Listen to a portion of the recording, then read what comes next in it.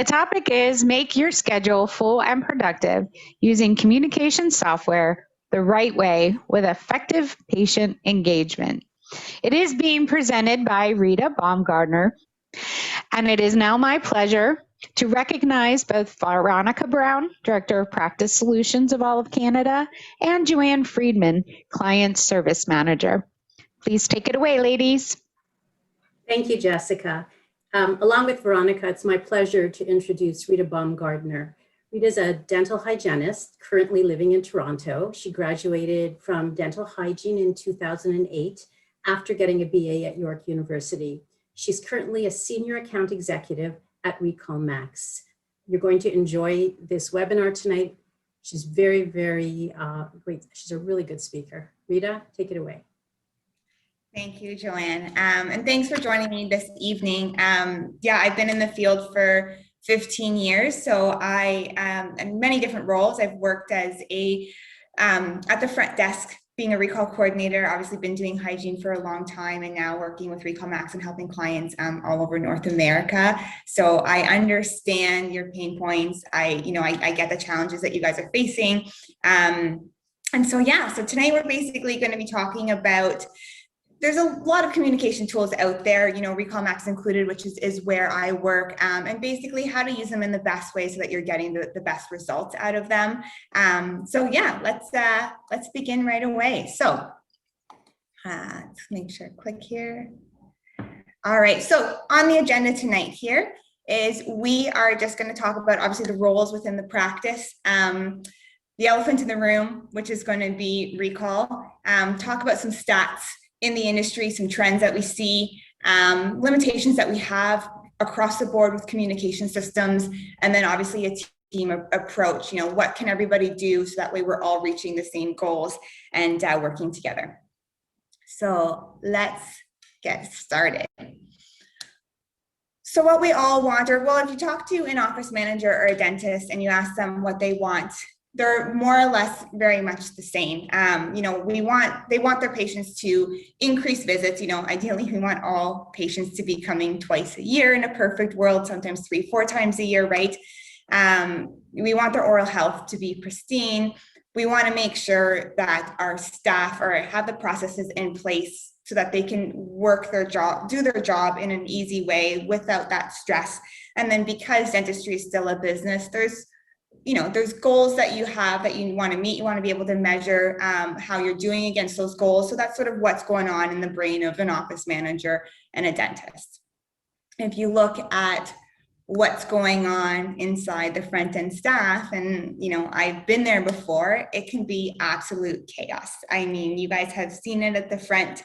There's a million things going on. You go from, you're checking patients in and out. Now you have additional COVID forms that you need to make sure that are getting filled out. Your phone is ringing, your email box is going off the hook, a cancellation might come, you need to fill that. Obviously the stress is going to increase from there. You've got collection payments. You don't want to have the dentist coming down, breathing down your back as well. Obviously you want to make sure that you're just managing everything. You're being able to talk to your patients, right? A lot of times I'm hearing this right now where it's like my workload is so heavy that I don't have time to be able to chat with my patients and say, how was your day? That rapport, that you've built. So it's complete chaos here. Now, what comes out of this? Sorry, I'm just going to put my camera over here if you don't mind. So it's not that the intention isn't there. The intent is absolutely there. Everybody wants sort of the same things, but it's a matter of executing. It's hard to execute when there's so much going on in the practice. And historically, we haven't always had the right tools to be able to do our jobs well, do them efficiently, and be productive, be as productive as we can be.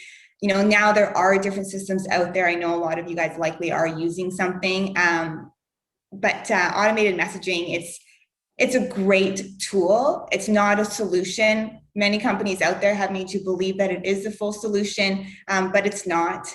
The other thing I want to mention as well is if we look at what's happening right now with COVID, I'm hearing it all the time, we're so full, our chairs are full, we're booking 4-6 months out for hygiene.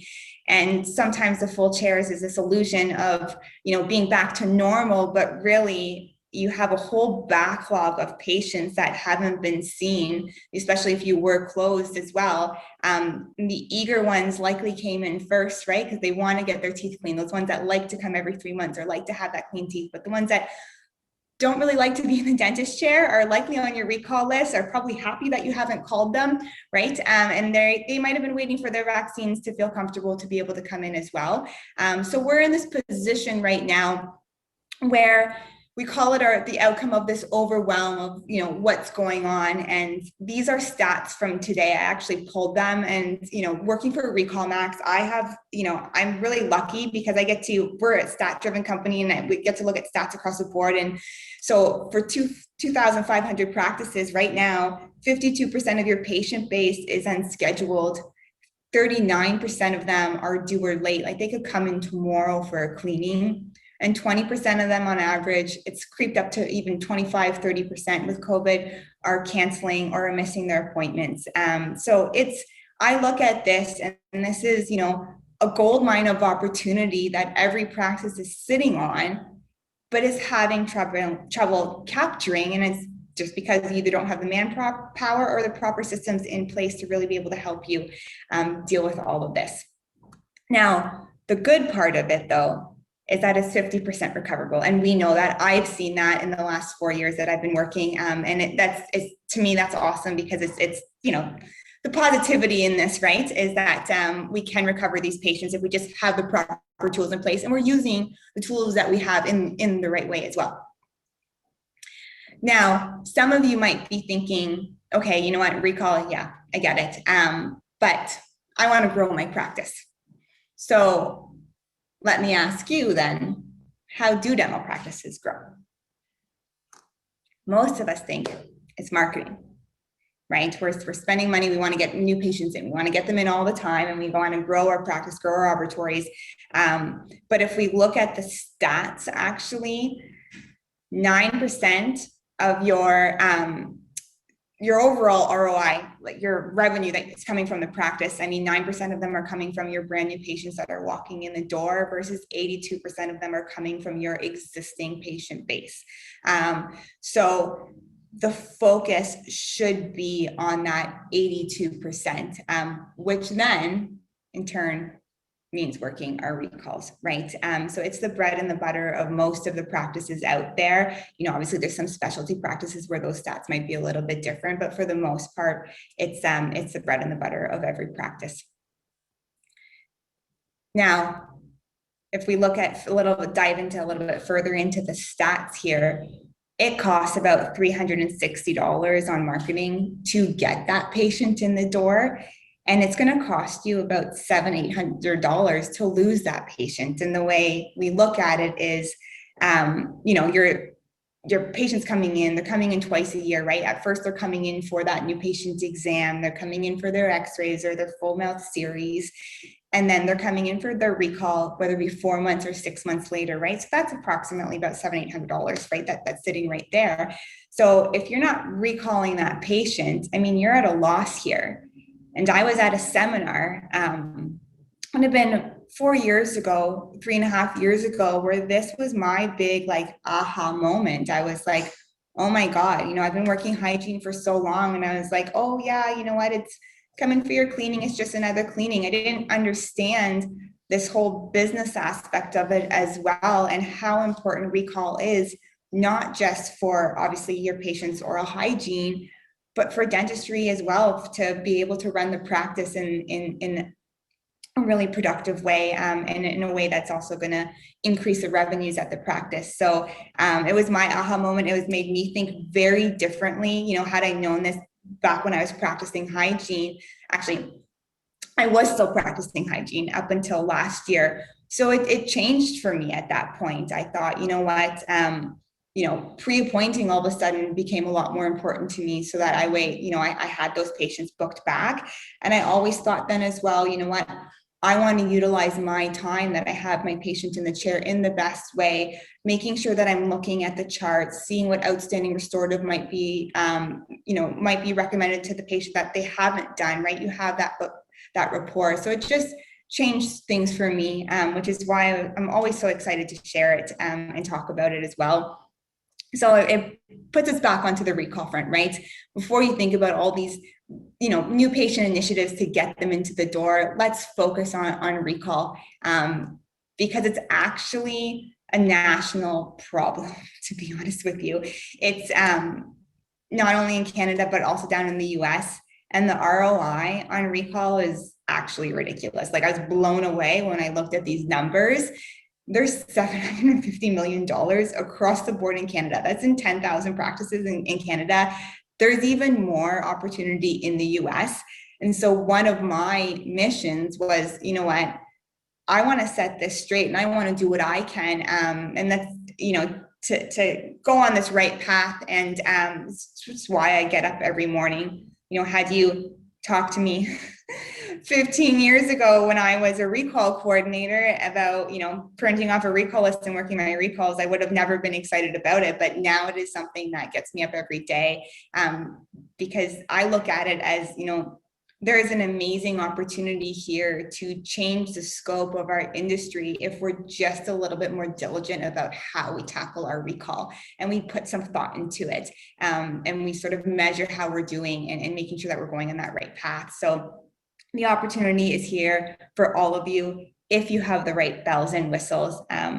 So fight for it, because at the end of the day, if you don't, somebody else will. And we look at the stats here. Again, you've got about 600 dentists that are in the Vancouver area, 900 that are in the Toronto area. So these are patients per dentist. Now, ideally, for a full-time dentist, you want to have about 1,200 active patients. So if we look at these numbers, it just shows you, how competitive dentistry has become. I mean, I just walk out of my house and walk to my office and I'm already passing by 5 different dental offices, and we're talking about like a kilometer span in Toronto. So it's really something that, you want to put your energy and your effort into your recalls to make sure that you're closing that back door, because if you don't, somebody else might offer a whitening promo, and your patient that hasn't been called in 2 years all of a sudden looks at that promo and it's like, well, my dentist hasn't called me yet and they're offering whitening for free if I just come in for a cleaning. So let me just make that switch. So definitely something to be mindful of. Now, these are the stats in Canada. If we look at it, there's my pop-up right there, patients per dentist in Vancouver and GTA. If we look at it in the US, very similar. I don't have the stats per patient, or how many patients are per dentist, but you've got about 61 dentists that are working in dentistry per 100,000 in the US as well. So again, that is showing you there's a lot of dentists out there. So again, make sure that you're fighting for it. Now, going back to recall, and I kind of hinted on it when I was doing it, is it a 4-letter word? By 4-letter word, I mean, it starts with an S and it ends with T, or it starts with an F and ends with a K. I mean, it's not a fun job. It can be very aggravating, as you can see in this little person here. I mean, I remember the days when the satisfaction of having a beautiful schedule. It's all full. It's looking full for the next 2-3 weeks. I start doing my confirmations and all hell breaks loose and it falls apart.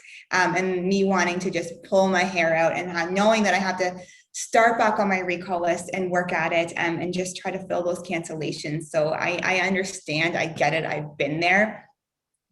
People don't like working it. And it, why? It's hard. There haven't been many tools to do it. Our scheduling systems, actually, a lot of them don't have very good recall systems within there. With Dentrix, it's a lot of clicking. With Tracker, you're always pending appointments forward. It doesn't always give you the accurate representation. I mean, the contact manager in AbleDent sometimes is messy to go through. I just saw a client the other day who was complaining about it in Open Dental. So it seems like there's some similarities within the scheduling systems where recall isn't very easily, it's just not easy to manage. It's not a paint by numbers approach where you don't have to put much thought into it. There's actually a lot of thought that gets put into recall, right? I first need to pull up my recall list, I need to go from the beginning. I need to click on a patient. I need to see what they're due for. I might want to be checking what other family members might be due for. So now I'm clicking in other family members' files. I'm checking the ledger to see what they were last in for. Do they need x-rays this time? Do they still have outstanding treatment? How long has it been since we've done a recall exam or a full COE on this patient? What were the previous notes from the last time that I saw this patient? So there's, again, a lot of thought that gets put into it. And just to give you stats on it, actually, it's 4 to 7 minutes per recall. So that's a lot of time. Now, think about in those 4 to 7 minutes, you're doing this process. How often is the phone ringing? And now you're on the phone and now you're distracted and you're going into a different screen, or a patient is coming in and checking out. So all these interruptions as well just make that process even longer, because now you have to think back to where you started. So it's been very difficult, and there's a lot of communication tools out there that help and have these automated recalls, which we are going to touch base on. But having a process in place as well that's going to make it easy for you is key, and we'll talk about that a little bit later as well. Now, touching base on automated communication, it is, like I said, a wonderful tool to use, but it's not the full solution. It's not the answer. And if we look at the stats, this is exactly why. 60% of your patients are going to love it to pick up their phone and then click one button here and I'm confirming my appointment. But how often do you guys get a message from there's a lot of communication tools. My dog, for instance, I get a message, and if I didn't work for Recall Max, I would probably I do look at it now, but prior to, I probably would look at that message and be like, I don't really want to come in, and you just ignore it. Or somebody else is texting you, so then you start texting, you totally forget that your dental office sent you a reminder for your appointment, a reminder to book your recall appointment. So it's 10% of less of patients that are actually utilizing this automated communication tool to book back. And how we know is we've got a sample size of 5 million that have shown us that. And it's been, 10% is actually being really great, just because we've sometimes seen it at 5%, 4%, right? So again, it's just a reminder that, it's just not the answer. And if it were, a bunch of robots would be able to work at the front desk, right? So 60% are using it to confirm, 10% are using it to schedule. Now we've got a sample size of about 30 million messages is what we're sort of getting these stats from. So you're missing opportunities when you set your practice into this autopilot mode. And, again, like I touched base on before, most companies in the communication space have, convinced you that the best way to solve this is through auto engagement. And, we need to make sure that, yes, that's a tool that we can use, but it's not going to be our full solution here.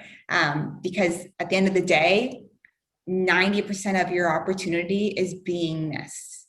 And to me, that's huge.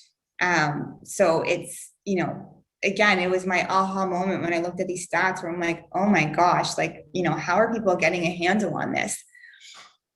Now, one of the ways that the first point I think handle on this is to make sure that you're pre-appointing your patients. So for any of the hygienists out there, do your part. Patient is in the chair. They're sitting there, and you've got that extra minute to be like, when I was working hygiene, hey, I just automatically booked you same day, same time, 6 months from now, so you don't fall behind on your hygiene, because I know how quickly time can fly, and we just want to make sure that we've got you in. If it doesn't work for you, we'll send you a reminder 2 weeks ahead, and you can obviously change it at that point in time. So that would be the first step in making sure that we're pre-appointing. And then the second step is making sure that we have systems in place that we're actually working on these 90% on a regular basis. Now, this is sort of my tough love slide here as well. Another big moment when I looked at these stats is, when we're looking at growing a practice, if we look at, a magic pill for working a recall or growing practice. There isn't one. There is no magic solution here. You're going to lose about 10% of your patients every single year that are going to fall to attrition. 10% of them are going to, or less than 10% are going to respond to your automated message. So now you're very much in a neutral position where not much is happening here. So if you want to succeed, you need to make sure that you engage your patient, because otherwise it's a very frustrating position to be in. So if you're ready to work for it, we're going to be here to help. There's other communication tools obviously that are out there to help as well. So you're going to want to look at, and if you have the proper systems, you're going to be able to have sustainable growth through the right plan, making sure that you have the right people and the right processes in place to be able to do that. With a plan, what's really good to note is you want to utilize analytics so that you can forecast and understand sort of where you're at now. Make sure that you're assigning activity and that you're sort of looking at things as well to make sure that everybody's on the right process or on the right plan. People investing in people gives you 4-to-1 results. We know that. If we look at the stats based off of how many people respond to an automated message versus how many people respond to a human being, you want to make sure that everybody understands that and understands that it's you're the one that's really getting those results. And then of course, having a process in place that, if I'm using my time efficiently and effectively, right? That I'm working in a very smart way, so I don't have to work as hard, and then I can be held, and that I'm held accountable as well through these processes that I have in place. So this is where I sort of think about the 3 Ps when it's sustaining growth here. Now, if we look at the stats as well for what does work best for recalls with the tools that we have in place, text is actually the highest response rate right now. So a personalized text, a personalized email, personalized phone call, 30 to 20% is what you're getting. Autopilot, 10%, snail mail, auto voice. There's a lot of companies out there that allow you to have your voice on a recording. But how often do you pick up your phone, you hear that it's an automated call and you hang up right away? So it's as much as sending out a postcard in the mail, which is 3%. So that's basically the stats here. And the auto robot can help you. It's not making much of a difference. Otherwise, like I said before, you'd have robots at the front desk. So personal engagement is key. You're the one that's going to be able to make that extra difference to get those patients back in. The admin team actually outperforms the auto robot on average 5 to 6 times. So that just shows you right there how important it is to have the front desk. Back when I was working hygiene, I used to always say to the front desk, I never want your job. You guys work so incredibly hard, because I saw, how much work was involved for the practice to keep running, and not just front desk, but assistants as well. I know you guys, you work so hard. You're wearing many hats, and just the dental office just can't function unless you've got, key players in each part. You've got the admin, you have your assistants, you've got your hygienist, and of course you've got your dentist. Everyone's doing their part here as well to keep things running. So you want to plan for your success and capitalize on your entire opportunity. And what I mean by that is, say, you've got 1,000 due and late patients. You've got 50 hours per month to be able to spend on recall. That's 12.5 hours per week. And if you don't have that, you're going to make that time. If you can't do it on your own, express that to your office manager or the dentist there. And we need to make a plan, as in, okay, you know what, I can't do this on my own. We need some extra help. Maybe someone's just coming in to help us do our recalls, 1 to twice a week, or even hygienists. Downtime. You have that rapport. Take that time and be able to help your team members as well.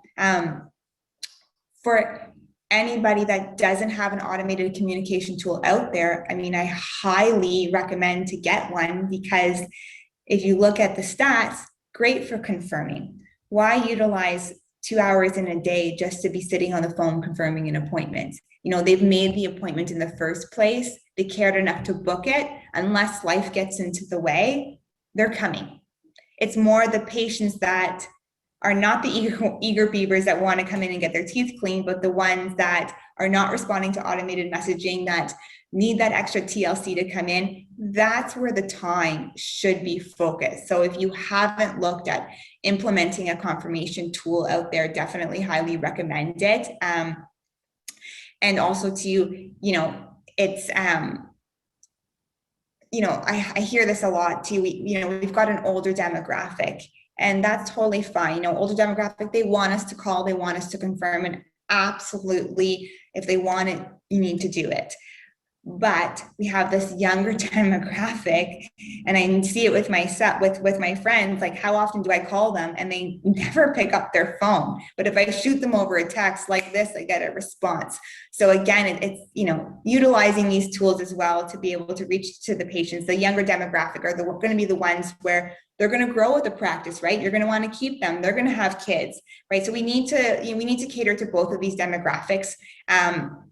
As well. And so we free up our time. We don't have to confirm, have a system in place to do your forms. For instance, that's also tedious work that doesn't need to be necessarily done with that personal engagement, and then focus on what automation is missing. And that would be your recalls, your cancellation, your outstanding treatment, right? If somebody needs to be spending thousands of dollars of work, you don't want to rely on an automated system to be able to book that patient back. Take that extra time, explain why they need that treatment. I mean, I think every office should have a treatment coordinator if possible, because you don't always have that time in the chair to really be able to get down to the nitty gritty and explain why that treatment is so important to get. And if a patient doesn't understand the value of that, they're not going to understand the importance, and they're not going to necessarily book it. And then they're going to be somebody that you're going to be chasing down.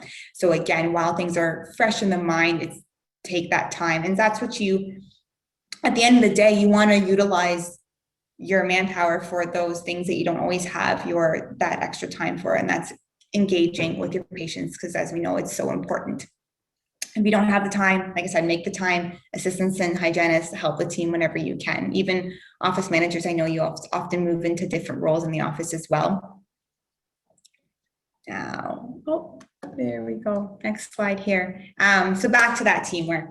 Teamwork, it always does make the dream work. I touched base on the pre-appointing. That's the first step, right? Build the future schedule.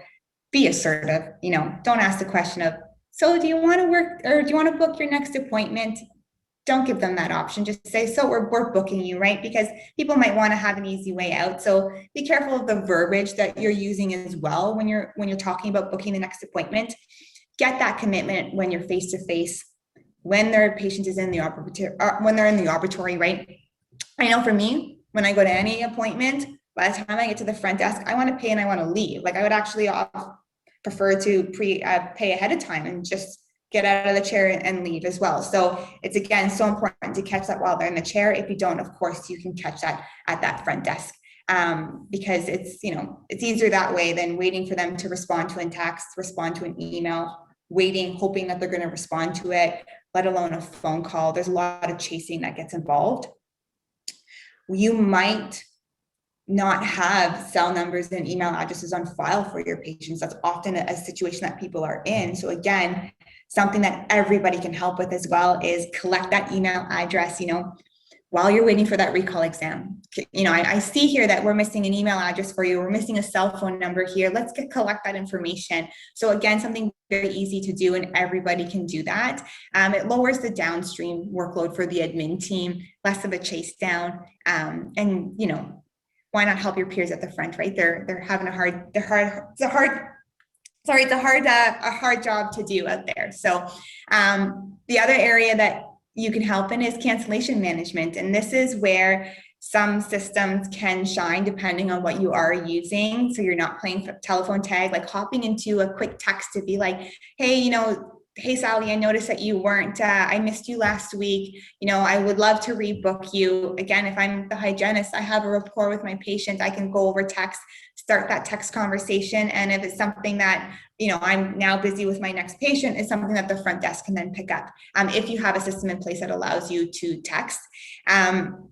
Again, back to, they cared enough to book the appointment in the first place, but life just got them in the way. So again, catching them when it's hot, when it's fresh in their mind. Because if I've waited 3-4 weeks to reach out to my patient that canceled last month, or, for 2 months, we've sort of lost,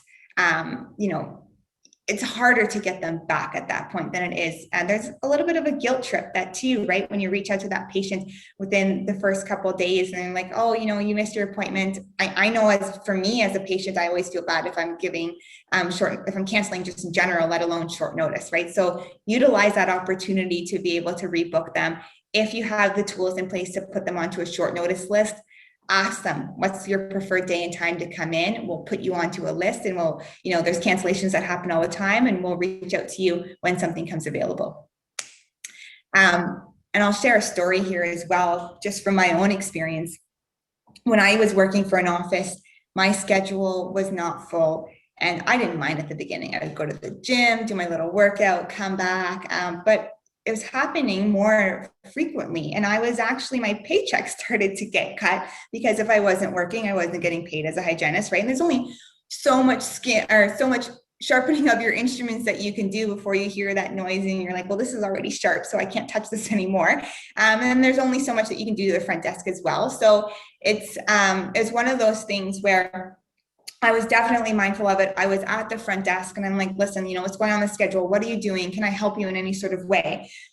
Now, the dental office that I worked for had this contest where they said, and actually they were utilizing a system like Recall Max, and they had a contest where they said, you know what, the person who does the books the most in the next month is going to get a free lunch. So everybody was on this contest, and myself included when I did have that time, but I didn't have that time because pretty quickly, I think it was 3 or 4 months, it was January that my schedule wasn't full. By April, I was so booked, I didn't even have time for lunch anymore. And I was just like, oh my God, guys, you can't do this to me. So it just shows how if everybody is working together, you can make a huge difference and be a team player in that way. Communication is key. So whatever you need, express that to your office manager, to the dentist as well, if there's any admins that are out there. And then of course, for strategies as well, let's take a look at that. There we go. Making sure that we cast a really big net. Oftentimes, the opportunity is there. We just have to find a way to capitalize on it in a smart way. Oftentimes our recall lists are like 12, 20, 30 pages long. So I find I'm getting a little bit ahead of myself, but the A, B's, and C's got a lot of love, and the Z's don't. So, when does somebody ever print a list or recall list up and then say, you know what, I'm going to start from the middle of the list? But that's actually a pretty good strategy, because, I'm printing off my list, I'm reaching out to my A, B's, and C's.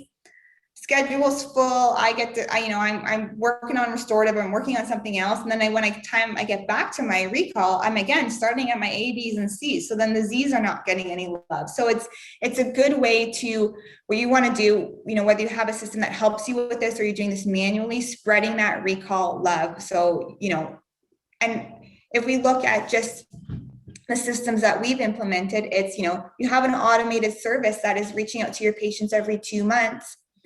Alternate months, you want to do that personal engagement, because obviously they aren't responding to that auto service. So you want to make sure that you're kind of dancing along and on the opposite months. It's a fine line of patient communication, right? You send too many messages out, you're going to annoy that patient. You reach out to them too little, now you're not getting them in on time. So you want to be strategic about how you're working your recalls as well. You're spreading it out across. There we go. Now there is a gap, and I've talked about this now, there's a gap in how we work to recall. So again, knowing who to call, how often to call, and when do you call. I find from my own personal experience, if you're doing texting, typically the evenings are a really good time to be able to get a hold of people that are busy during work hours, right? So it's again understanding your demographics. There's a lot of strategy or different strategies that you can put in place. An older demographic, you're probably going to catch them better during the day. Younger demographic, you're going to want to text, right? Older, again, you're going to want to call. Try the evenings if you're not able to get through. Switching up your communication as well. So if the last couple times you phoned a patient and you're not getting an answer from them, switch it up and try email. They're not responding via email, switch it up via text. So it's, again, being mindful of how the patient is communicating and how they're responding, and making sure that you're going with that same method and you're switching it up as well. If you're working on your recalls and you're saying the same things and patients aren't booking back, something to be mindful of the verbiage that you're using as well when you are working your recalls.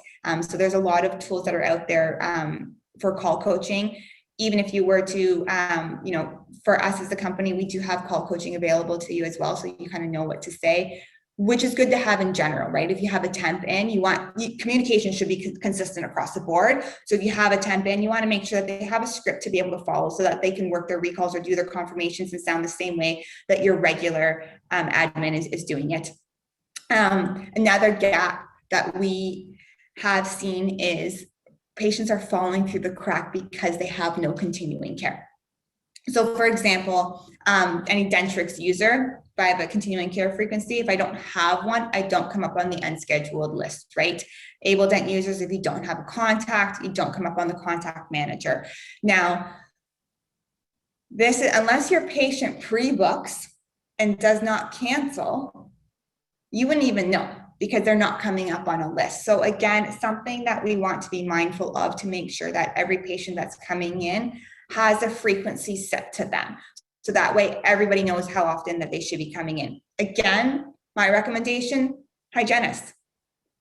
Make it very clear how often you want to see that patient, right? And then it's up to the patient to book and to agree with those terms and how often you want them to come. But that's sort of what your basis should be. If you notice that a patient doesn't have a continuing care frequency, make sure you set one. If you notice that, make sure you set one.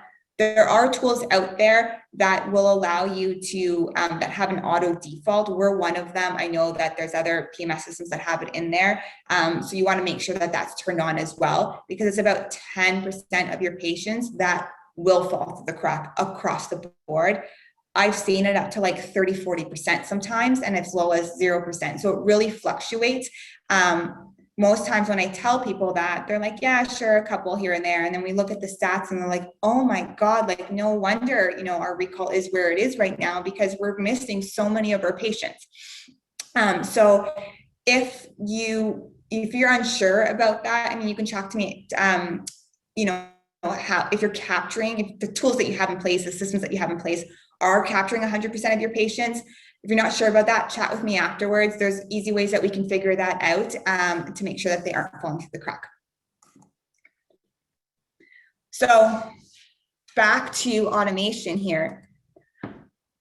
It's a great tool, but our Sunday, the full Sunday should be improving our planning, the processes, and people engaging.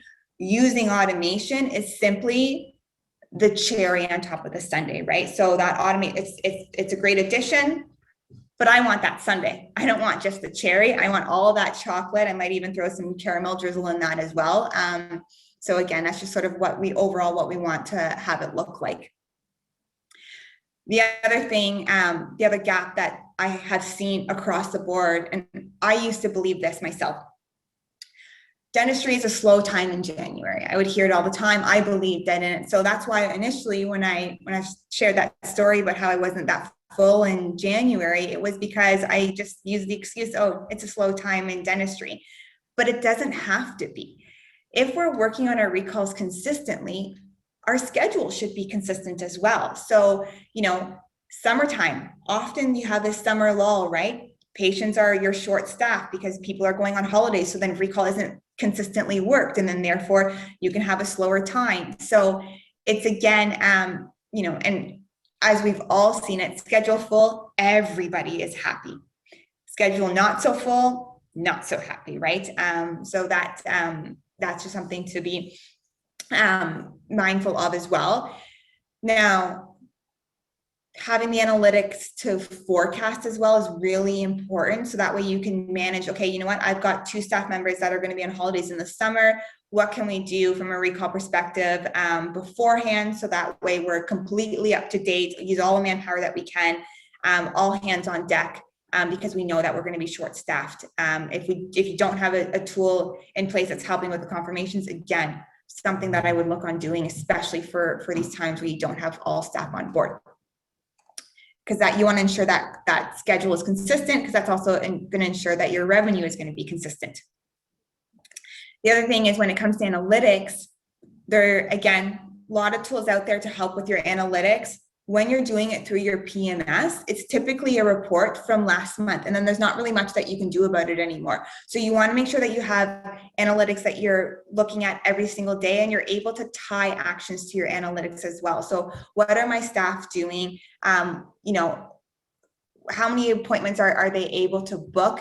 Do we need to be shifting our focus, right? Because maybe we're midway through the month and we're up to date for recall, but the restorative schedule is now falling apart. So then we need to shift our focus. We need to shift things. And unless you have analytics in place, you don't know where to focus your time. So it's, again, something that you want to have and something that you want to be current on a day-to-day basis, so that you're not in that back driver's seat. You know, you're in the front of that car and able to see the direction that you're going.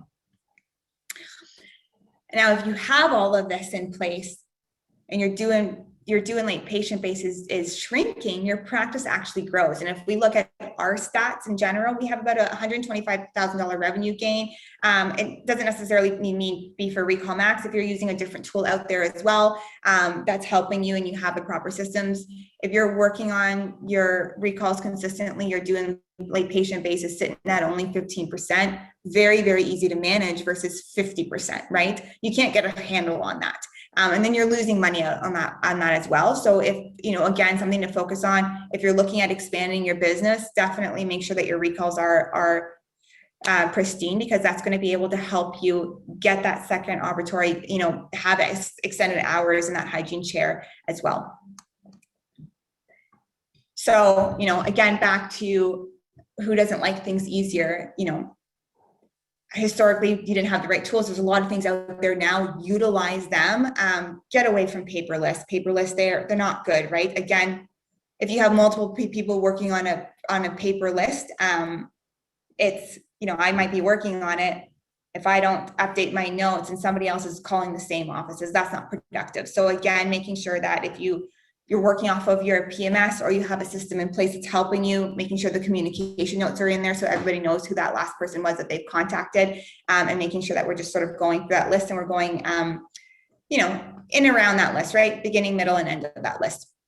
Dentistry is fast paced, so you need a system to be as fast as you are, because the admin, again, is being pulled in so many different directions here as well. So actually, I ran through that pretty quickly, so we'll have lots of time for questions. And if you are interested in learning more about our system, I would love to chat with you. Here's our contact information. You can either email or you can call us, and then we would love to chat. If you are utilizing Recall Max out there and you want to be able to utilize it better, still feel free to reach out to us and we'll be able to have a chat